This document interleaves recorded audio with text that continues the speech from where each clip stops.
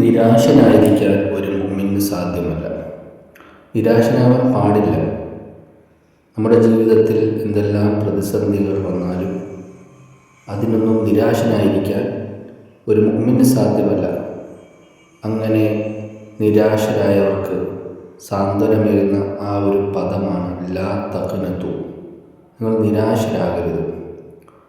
റഹ്മത്തില്ല, നീ ഒറ്റയ്ക്കല്ല, നിന്റെ കൂട്ടത്തിൽ ഈ ലോകത്തെ ജയനിയന്താവായ അള്ളാഹു നിന്നോടൊപ്പമുണ്ട്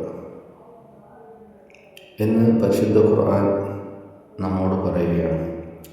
നമ്മൾ കഷ്ടപ്പെട്ടുകൊണ്ടേയിരിക്കുക. ഒരു ജോലിക്ക് വേണ്ടി കഷ്ടപ്പെടുന്നു, അല്ലെങ്കിൽ മറ്റ് കാര്യങ്ങൾ നടത്താൻ വേണ്ടി കഷ്ടപ്പെടുന്നു.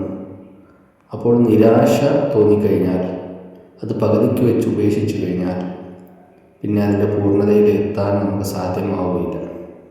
ലോകത്ത് വിജയിച്ചവരെല്ലാവരും ആദ്യത്തിൽ കുറേ പരാജയപ്പെട്ടവരും കുറേ ഫെയിലിയർ അനുഭവിച്ചവരുമൊക്കെ ആയിരിക്കും. ഒരു ജോലിക്ക് വേണ്ടി കഷ്ടപ്പെടുന്നവർ, ഇന്നതേ പഠിക്കൂ എന്ന് കരുതിയവർ, അല്ലെങ്കിൽ ഏതെങ്കിലും പാചകം പഠിക്കുന്നവർ, മറ്റ് കാര്യങ്ങളിലൊക്കെയും വീണ്ടും വീണ്ടും നിരാശനാകാതെ പടച്ചവനിൽ പ്രതീക്ഷ അർപ്പിച്ചുകൊണ്ട് മുന്നോട്ട് പോകുന്നവർക്ക് വിജയം സുനിശ്ചിതമാണ്. നാം ഒറ്റയ്ക്കല്ല, ഈ ലോകത്തെ നിയന്ത്രിക്കുന്നവൻ നിങ്ങളോടൊപ്പമാണ്.